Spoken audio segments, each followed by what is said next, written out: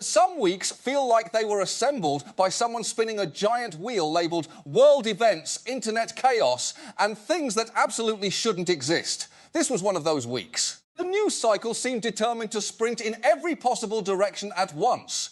There was a presidential election in the Philippines. Scientists unveiled another astonishing image of a black hole, reminding everyone that the universe is vast, mysterious, and apparently filled with gigantic cosmic mouths that swallow everything except cable news. And then, because humanity refuses to let seriousness have the final word, there was the Eurovision Song Contest.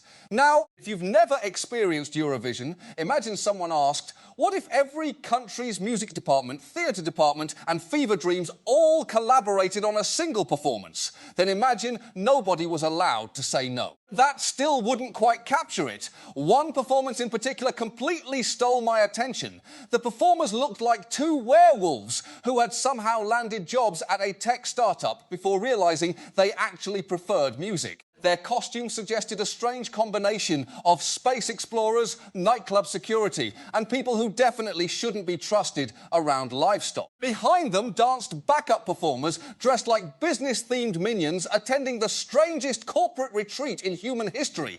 Every visual decision raised more questions than the last, then the lyrics arrived. One moment they were asking whether saliva or blood was dripping from someone's chin, a remarkably intimate question to ask during what was technically a dance song.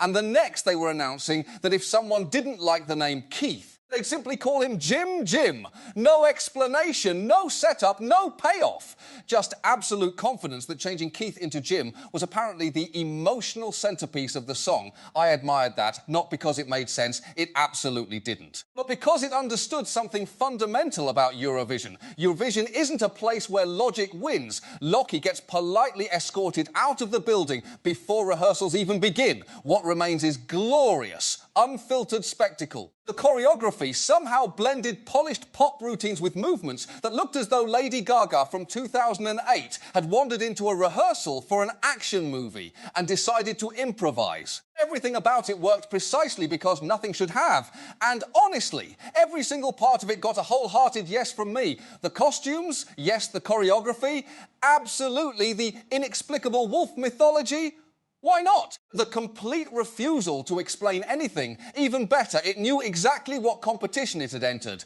The contest has always rewarded confidence over coherence. Another act, one that sadly never reached the final, opened with lyrics enthusiastically declaring a love of vegetables, fresh vegetables, juicy vegetables. An opening line that somehow managed to sound simultaneously wholesome and deeply confusing. I remember thinking that if a song begins by passionately discussing produce, perhaps we've reached the artistic summit civilization has been climbing toward all these years. Where people entertained?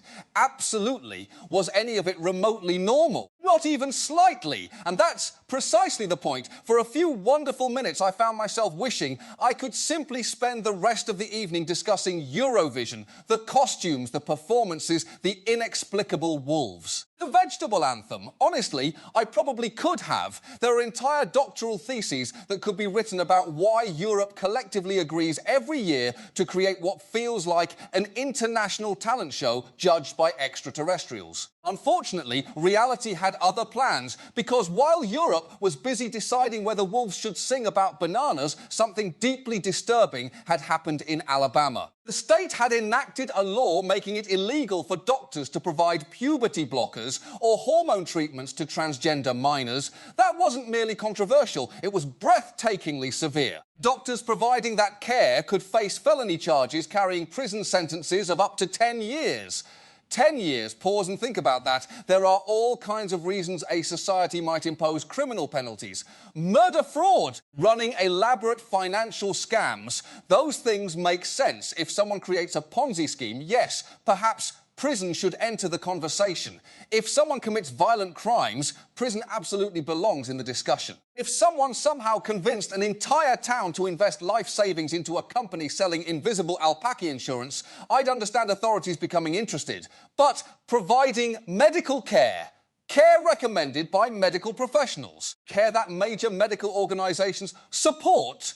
The idea that doctors could face years behind bars simply for treating young patients should disturb anyone who values medicine being guided by evidence instead of politics. And somehow Alabama had arrived there. The law had been signed by Governor Kay Ivey. She had made opposition to transgender health care a visible part of her political identity. During her campaign, she declared that some things were simply facts. Summer is hot, the ocean is big. Gender, she argued, was determined solely by biology. She concluded by insisting Alabama would identify with reality. Now, let's begin with perhaps the least controversial observation anyone has ever attempted to use as political rhetoric. Summer's hot, yes, generally speaking, unless you're reading this from Antarctica or perhaps inside a commercial freezer. Otherwise, yes, summer tends to be warm. The ocean's big. Again, thank you. This is less a campaign slogan than the opening page of an exhausted children's picture book. Summer's hot. The ocean's big. I've run out of ideas. Good night. Those statements don't exactly build toward a compelling philosophical argument. They're simply facts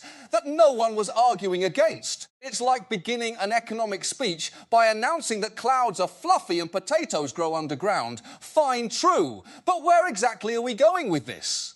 Her campaign then invoked the idea that people should accept the way God made them. Now, that's an argument worth examining for about 5 seconds, because if we're talking strictly about human design, we've got issues. Our necks are alarmingly fragile, considering they support the heaviest object on our bodies. Our backs fail with astonishing regularity. Our knees sound like microwave popcorn after the age of 30. Our eyesight deteriorates. Our teeth attempt escape missions. Our skin burns under a giant flaming ball in the sky that also happens to sustain all life on Earth. If this was the finished product, I'd politely suggest scheduling a few revisions. Human beings are remarkable. They're also spectacularly improvised, and that's before discussing wisdom teeth, who looked at those and thought, perfect, ship it. The governor framed her position as defending reality, but reality includes something rather inconvenient. Major medical associations oppose bans on gender-affirming care for transgender youth, not because they've collectively decided to participate in some elaborate conspiracy,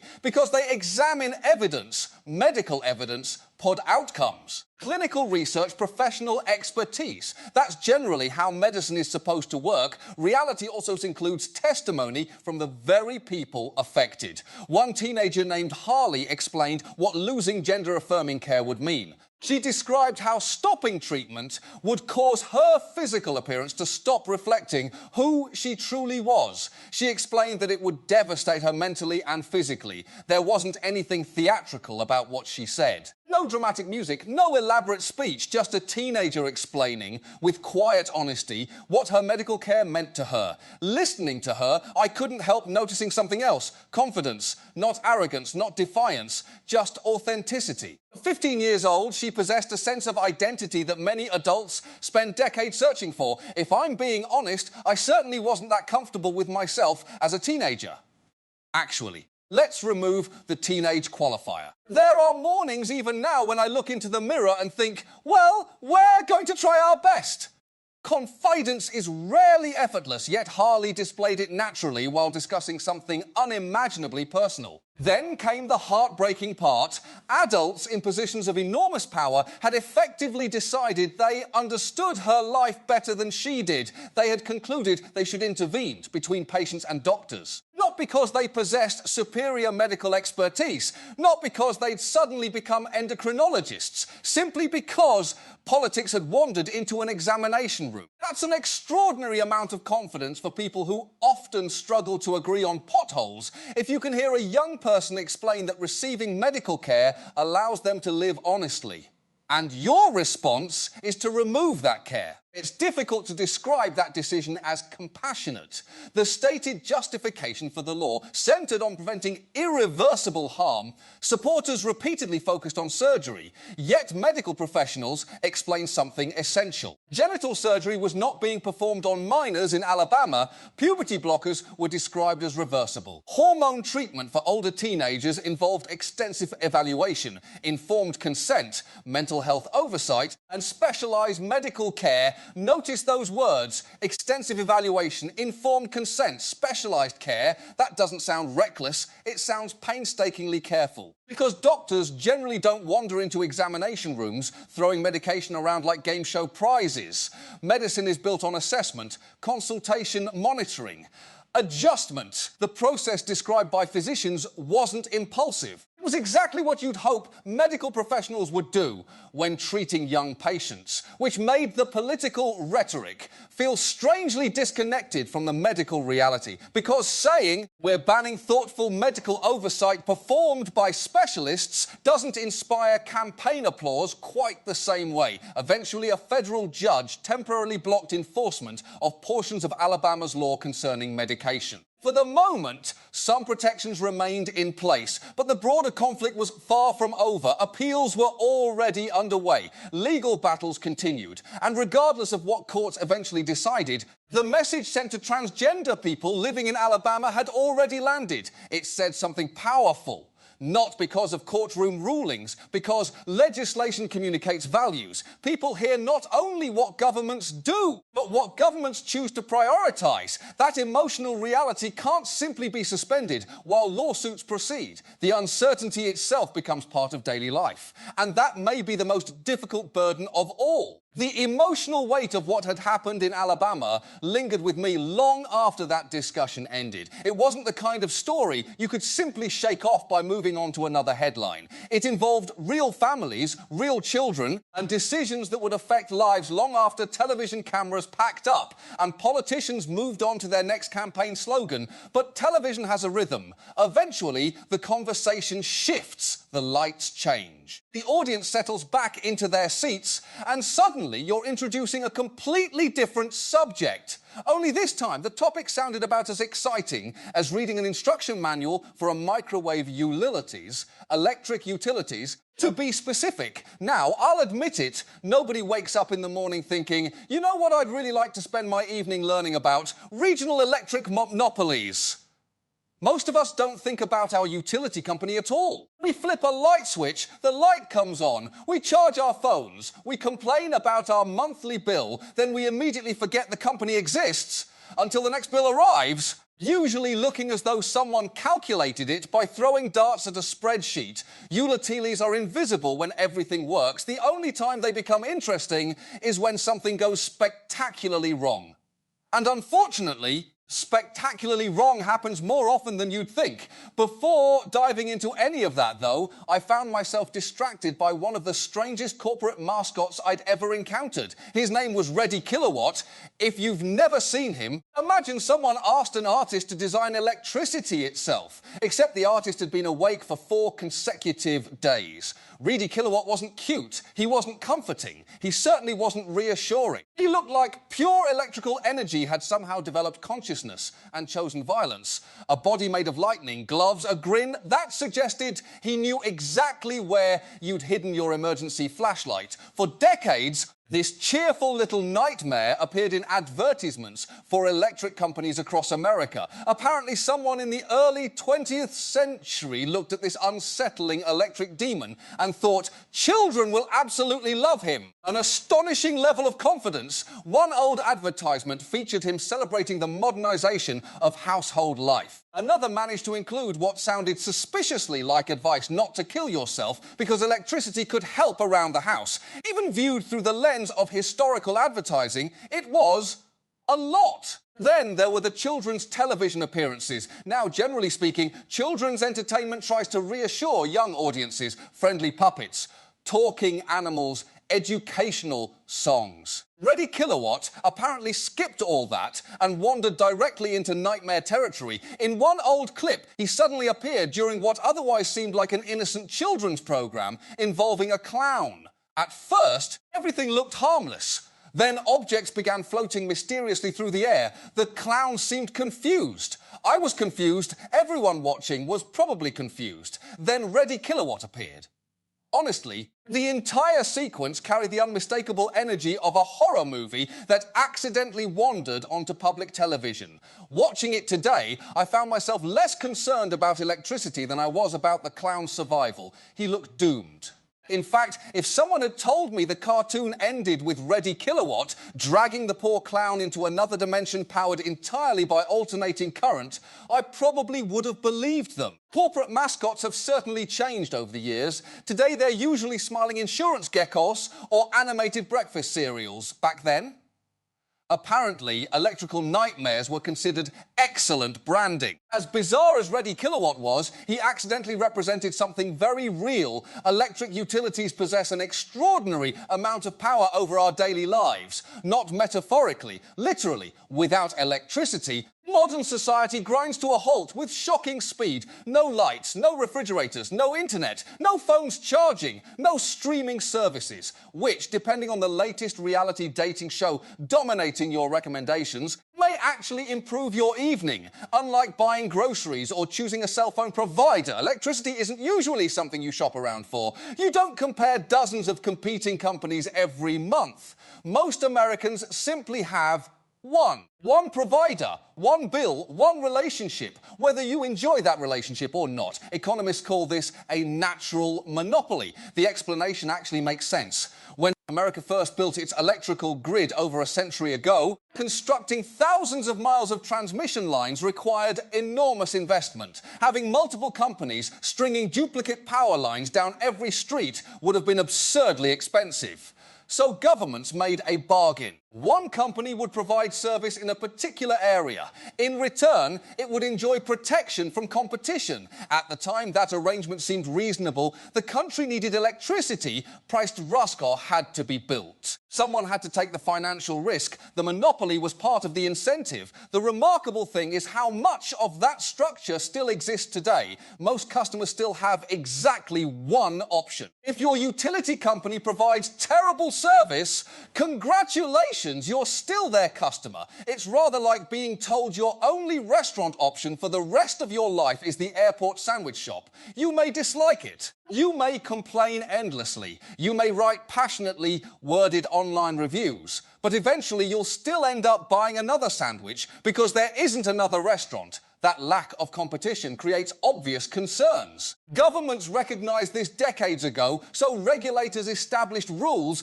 Utilities couldn't simply charge whatever they pleased. Their rates required approval. Their profits were limited. On paper, it sounded sensible. Provide reliable service. Keep costs reasonable. Earn a fair return. Everyone wins. Except there was one extraordinarily important detail hidden inside the system. Utilities earn profits primarily when they build things. Power plants. Transmission lines, major infrastructure.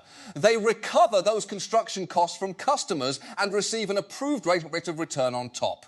Usually around 10%. Think about what incentive that creates. Imagine a waiter whose tip automatically increases every time you order something expensive. Dessert? Great. Another appetizer? Even better.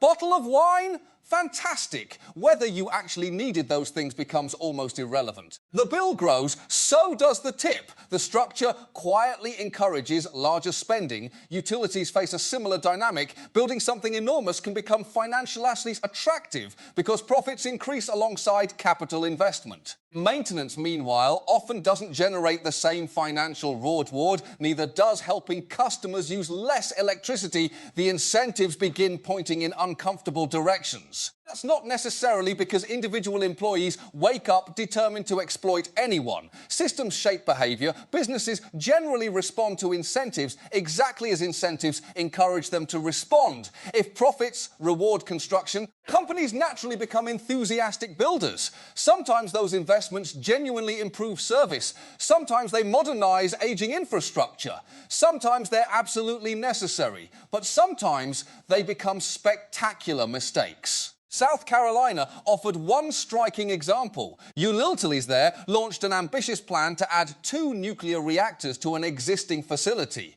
Initially, the project appeared promising. Then costs started climbing, schedules slipped. Problems multiplied. Eventually, federal investigators concluded executives had known about serious delays and cost overruns while continuing to keep the project alive. Customers paid more than $2 billion through increased utility bills. $2 billion, and after all that, the project never produced electricity. Imagine paying someone to build you a car.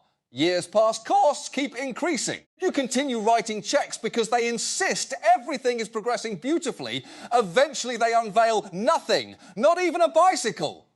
That's roughly how absurd the situation became. Perhaps the most startling moment came from a leaked voicemail left by a company executive who later became a whistleblower. She warned colleagues that the project was being mismanaged. She argued executives were protecting bonuses and corporate earnings while customers absorbed the financial consequences. Listening to that recording, one thought immediately occurred to me: not about corruption, about voicemail. Who still leaves voicemail? Seriously, at this point, voicemail exists primarily as an accidental museum exhibit preserved inside our smartphones. Most people don't even listen anymore. We see the notification, we sigh dramatically, then hope the message has been automatically transcribed into something resembling English. Modern voicemail greetings should probably say, "You've reached my phone. Please hang up immediately and send a text message like a civilized person." Problem solved. Unfortunately, utility problems don't disappear nearly so easily because construction incentives aren't the only issue. Innovation creates another conflict. Take rooftop solar panels. From a homeowner's perspective, they can reduce electricity costs while producing clean energy. From society's perspective, encouraging renewable energy often seems like a sensible long-term investment.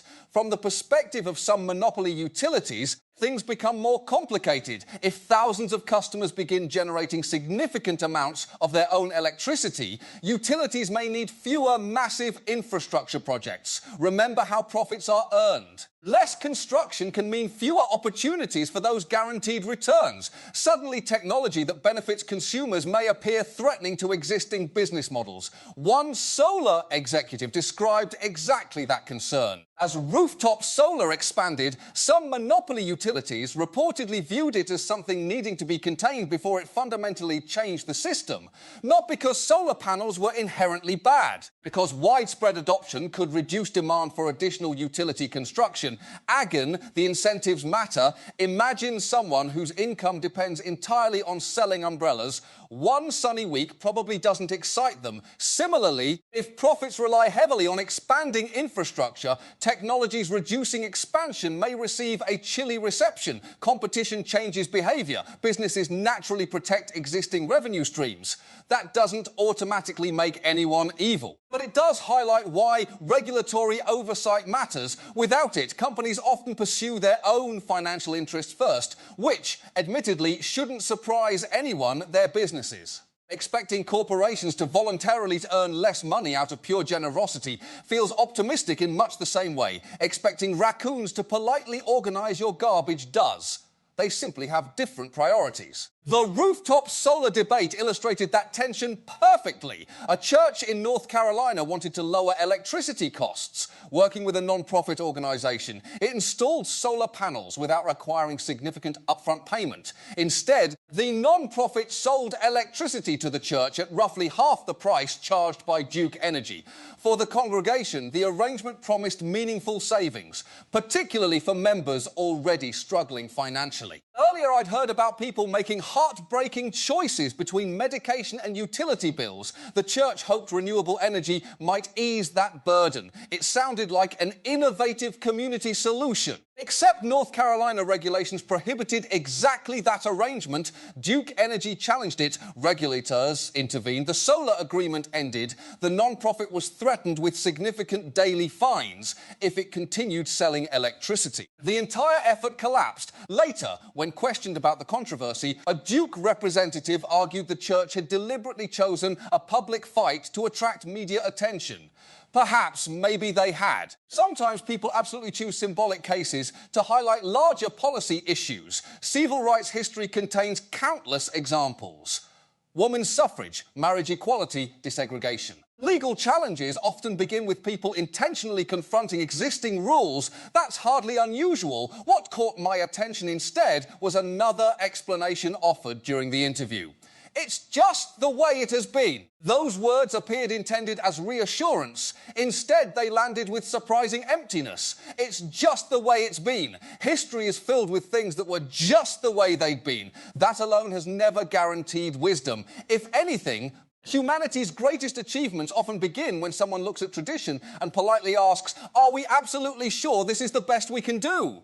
Sometimes the answer is yes, other times, not so much. There are certainly traditions worth preserving. Baseball, birthday cake, putting unreasonable amounts of cheese onto otherwise respectable foods, those can stay. But using tradition alone as a defense for policy, that argument deserves closer examination, because we've always done it this way has rarely represented the pinnacle of human reasoning. Instead, it often marks the beginning of necessary change. The deeper I looked into utilities, the more one uncomfortable pattern kept emerging. The biggest failures weren't always caused by spectacular acts of corruption.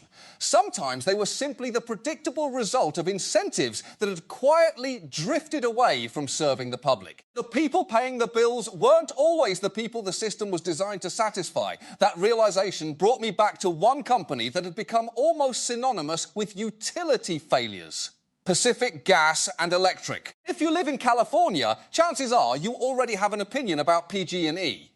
And judging from the public reaction, those opinions are rarely warm. One of the funniest and somehow most revealing places to see that frustration was online reviews. Most reviews were exactly what you'd expect from customers who felt trapped. Some were furious, some were sarcastic, some seemed written immediately after opening another electric bill. One review, though, stood out. The reviewer managed to separate the corporation from the employees. The technicians, they wrote, were often kind, sometimes even attractive. The real problem, in their view, wasn't the workers. It was the company itself. Oddly enough, that struck me as surprisingly thoughtful. It's easy to direct frustration toward whoever answers the phone or shows up to repair a line. But the structural decisions shaping a company usually happen far above those employees. The people climbing poles in the middle of a storm generally aren't the ones deciding long-term investment strategies. Those choices happen in boardrooms, and sometimes those choices carry devastating consequences. Between 2014 and 2017, PG&E equipment was linked to roughly 1,500 fires. Think about that number for a moment. 1,500. That averages out to more than one fire every single day. At some point, the phrase electric utility begins feeling almost secondary. The company wasn't simply providing electricity. It was repeatedly becoming associated with disasters. The most horrifying example remained the Camp Fire. The deadliest wildfire in California history. The fire began after a nearly century-old metal hook supporting a transmission line failed. The broken line ignited dry vegetation below. What followed destroyed entire communities and claimed 85 lives. Those aren't statistics, they're families, homes, neighborhoods, people who expected an ordinary day and instead experienced unimaginable loss. What made the story even harder to accept was discovering how preventable some of it appeared. Investigators found another hook nearby with a groove worn more than halfway through the metal after decades of friction. Decades. The word alone tells its own story. Maintenance had not kept pace with time. Equipment kept aging. Nature kept wearing it down. Eventually, something gave way. Maintenance rarely makes headlines. Nobody celebrates a power line that doesn't fail. No ribbon-cutting ceremonies happen because someone responsibly replaced aging hardware before disaster struck, yet that's precisely the work that keeps systems safe. And here the incentive problem surfaced again. Remember how utilities earn returns on major capital investments. Building new infrastructure can generate profits. Routine maintenance generally doesn't produce the same financial reward. When incentives emphasize expansion over preservation, neglect can slowly become financially convenient, not intentionally, not necessarily maliciously, just gradually, almost invisibly, until something breaks. And when it breaks on infrastructure serving millions of people, the consequences become enormous. The frustrating part is that PG&E wasn't exactly struggling to survive financially. In the years leading up to the Camp Fire, the company distributed billions of dollars in dividends to shareholders. That detail doesn't automatically prove maintenance was ignored because of those payments, but it certainly raises uncomfortable questions about priorities. When customers see aging equipment and catastrophic failures alongside substantial shareholder payouts, trust becomes difficult to maintain. The system begins looking upside down. If customers are the reason a utility exists, shouldn't their safety come first? Instead, the financial structure sometimes creates the impression that shareholders become the real customers, while ratepayers simply fund the arrangement. Naturally, this leads to another question. Where are the regulators? Where are the elected officials? Surely someone should be demanding accountability. Sometimes they do, sometimes they don't. California's governor faced questions about campaign contributions received from PG&E after the company had already been convicted of federal felonies related to an earlier gas pipeline disaster. When asked why the public should trust his leadership despite accepting substantial political donations from the utility, his response largely dismissed the question. That moment stayed with me. Not because campaign contributions automatically determine policy, they don't, but because public confidence depends heavily on appearances. When citizens see regulated companies contributing significant amounts to politicians responsible for overseeing them, skepticism becomes understandable. Trust is difficult to earn, very easy to lose. And once it's gone, rebuilding it takes far longer than issuing another press release. The truth is, utility regulation across America varies enormously. Some commissions aggressively question company proposals, others appear underfunded. Some lack technical expertise, others become deeply political. Alabama provided one especially memorable example. Its Public Service Commission included a chairperson named Twinkle Kavanaugh. Yes, Twinkle. Apparently that is her actual given name. Now, a person's name tells us absolutely nothing about their qualifications. Someone named Twinkle can certainly become an excellent public servant. Someone named Robert can make catastrophically poor decisions. Names prove very little. Still, it's difficult to hear serious policy debates involving someone named Twinkle without momentarily wondering whether you've accidentally switched over to a Saturday morning cartoon. Unfortunately, the concerns surrounding that commission had nothing to do with anyone's name. Critics argued it lacked transparency and resisted broader public participation. During discussions about opening electricity rate hearings, there were statements suggesting environmental groups should be excluded from the process. That matters. Public utility decisions affect millions of people. Limiting who gets heard weakens confidence in the process itself. Another Alabama commissioner publicly dismissed climate change, comparing it to mythical creatures and little green men from Mars. Again, names weren't the issue. The underlying attitude toward evidence was. Scientific debates belong in scientific research. Utility policy should probably acknowledge scientific reality, particularly when planning long-term energy infrastructure. Ignoring evidence doesn't make problems disappear. It merely postpones dealing with them. Ohio demonstrated a different challenge altogether. There, federal prosecutors alleged an enormous bribery scheme involving First Energy and legislation benefiting the company. The allegations centered on millions of dollars flowing through political organizations connected to legislative leadership. The former House Speaker denied wrongdoing and awaited trial. But regardless of how individual legal cases ultimately conclude, the broader lesson remained striking. Dualities possess tremendous financial resources. Political influence matters. When essential public services intersect with enormous amounts of money, oversight becomes critically important. Otherwise, public confidence erodes rapidly. So where does that leave everyone else? The customers. The people flipping light switches every morning without giving much thought to transmission lines, regulatory commissions, or capital investment formulas. Ironically, they're the ones with the fewest choices. If your utility performs poorly, moving to another provider usually isn't an option. You still need electricity. You still pay the bill. Your leverage often extends little further than filing complaints or leaving negative online reviews.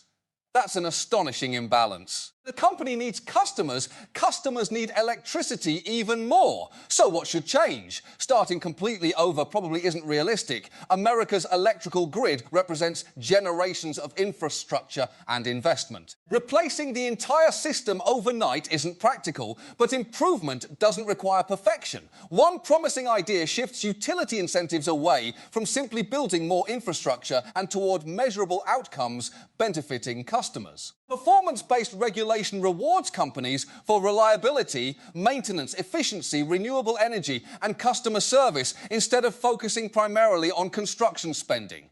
That approach recognizes something simple. Success shouldn't only mean building something expensive. Sometimes success means preventing disasters that never make headlines. Another priority involves strengthening regulatory commissions. Technical expertise matters. Stores matter. Independence matters. Regulators cannot effectively oversee enormous corporations if they're consistently outmatched in staffing, funding, or specialized knowledge. Strong oversight isn't anti-business. It's essential whenever monopolies provide services everyone depends upon. Competition normally disciplines markets. Monopolies require something else. Finally, transparency matters. Public trust grows when decision-making happens openly. Customers deserve to understand why projects are approved, why rates increase, how priorities are established. Electricity isn't a luxury, it's a necessity. The people paying for it deserve meaningful accountability. As all these thoughts settled into place, I found myself remembering Ready Kilowatt, that wonderfully unsettling electric mascot from decades ago. The more I considered him, the more unintentionally perfect he seemed. He represented exactly what monopolies can become when left unchecked. Cheerful on the surface, deeply unsettling underneath. An all-powerful figure reminding everyone that you really don't have another option. Imagine that character returning today, standing confidently before an audience, declaring complete control over every light switch, every refrigerator, every outlet. The joke works because beneath the absurdity lies an uncomfortable truth. Utilities really do exercise extraordinary influence over everyday life. The difference is that unlike Ready Kilowatt, real utility companies aren't fictional characters. Their decisions affect real communities, real families, real safety. Real household budgets, that makes accountability more than an abstract policy discussion. It's a public necessity. Looking back over the week's stories, I couldn't help noticing an unexpected connection between them. One involved politicians deciding they knew better than doctors and patients. The other involved monopolies operating within systems that sometimes rewarded the wrong outcomes. On the surface, they seemed unrelated. Yet both asked the same fundamental question: who gets power? Who exercises it? And perhaps most importantly, who is ultimately protected by the systems we've built? Those questions rarely produce simple answers. But they're worth asking anyway, because when people stop asking them, power has an unfortunate habit of flowing only in one direction. And unlike electricity, that kind of current is much harder to switch off.